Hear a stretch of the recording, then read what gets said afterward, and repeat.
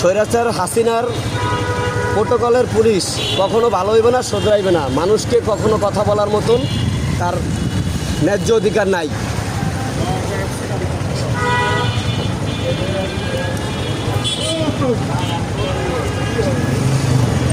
আরে বাবা আপনি তো শোনেন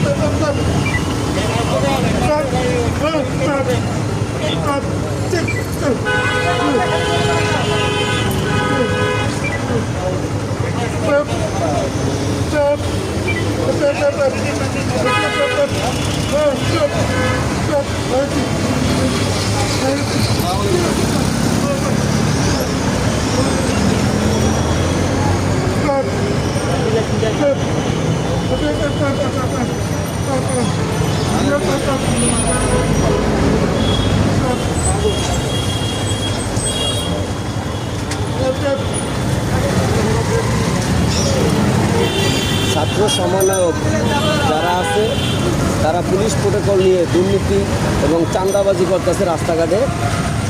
যার উদাহরণ জয়কালী মন্দিরে আমি দাঁড়িয়েছিলাম, আমাকে 1000 টাকার একটা মামলা দিছে। একজন বোবা বাইকার, তাকেও ধরে একটা মামলা দিচ্ছে। স্বৈরাচার পালায়া গেছে, কিন্তু হাসিনার দোসররা পালায় নাই।